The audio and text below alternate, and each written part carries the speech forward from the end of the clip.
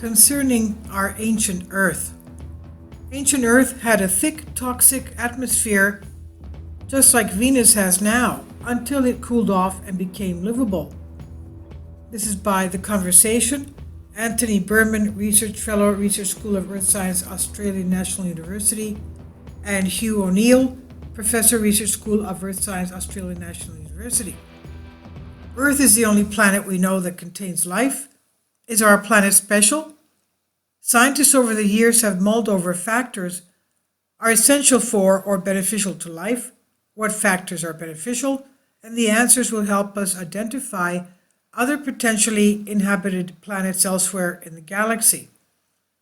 To understand what conditions were like in Earth's early years, our research tried to recreate the chemical balance of the boiling magma ocean that covered our planet billions of years ago and conducted experiments to see what kind of atmosphere it would have produced. Working with colleagues in France and the United States, we found Earth's first atmosphere was likely a thick, inhospitable soup of carbon dioxide and nitrogen, much like what we see on Venus today.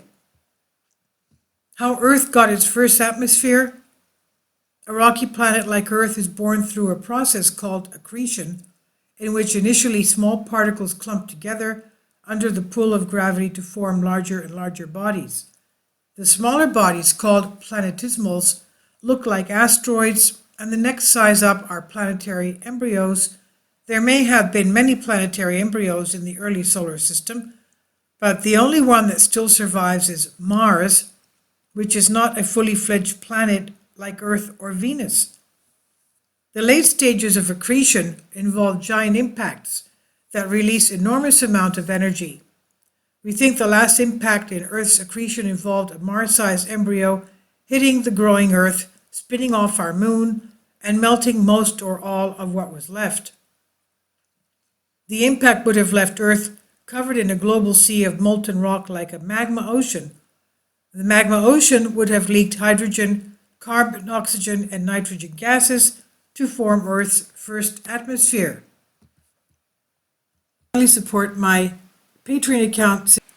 The daily posts are 5 videos daily, and they are totally different from what I have on my YouTube channel.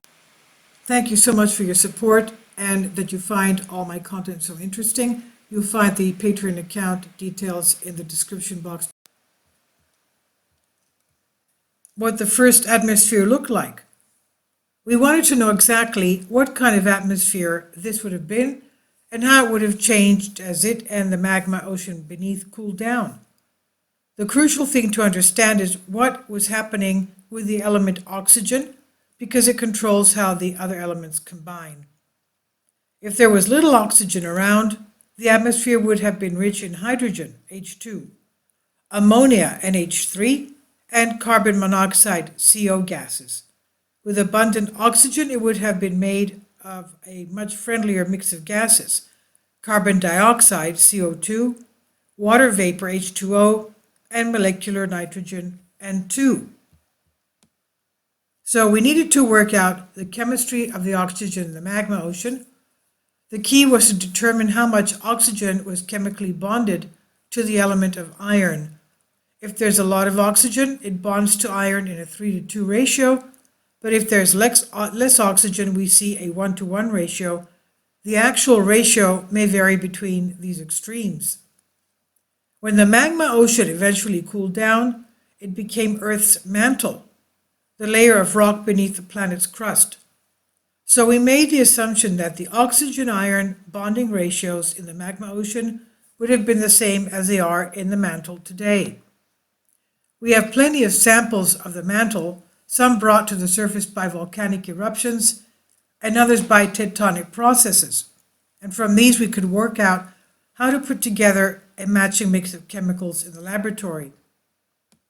In the lab, we determined this atmosphere was composed of CO2 and H2O. Nitrogen would have been in its elemental form, N2, rather than the toxic gas ammonia, NH3. But what would have happened when the magma ocean cooled down? It seems the early Earth cooled enough for the water vapor to condense out of the atmosphere forming oceans of liquid water like we see today. This would have left an atmosphere with 97% CO2 and 3% N2 at a total pressure of roughly 70 times today's atmospheric pressure. 70 times.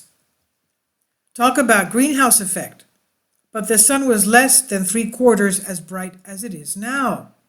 The sun was less bright. It was 3/4 as bright as it is now. So you can see the difference in sunlight and atmosphere. Now, how Earth avoided the fate of Venus? This ratio of CO2 and N2 is strikingly like the present atmosphere on Venus. So why did Venus, but not Earth, retain its hellishly hot and toxic environments we observe today? The answer is that Venus was too close to the sun. It simply never cooled down enough to form water oceans. Instead, the H2O in the atmosphere stayed as water vapor and was slowly but inexorably lost to space. On our early Earth, the water oceans instead slowly but steadily drew down CO2 from the atmosphere by reacting with rock, a reaction known to science for the past 70 years as Urey reaction, U-R-E-Y, Urey reaction, after the Nobel Prize winner who discovered it, and reducing atmospheric pressure to what we observe today. So although both planets started out almost identically, it is their different distances from the sun that put them on divergent paths. Earth became more conducive to life, while Venus became increasingly inhospitable. This is by Marion Finkel, science editor. As we said, is by Anthony Berman, Research Fellow, School of Earth Sciences, Australian National University. Hugh O'Neill, Professor, Research School of Earth Science, Australian National University, on the conversation. And also, I'll leave a link below for you so you can see the solar radiation and our Earth's atmosphere and environment and how it is today.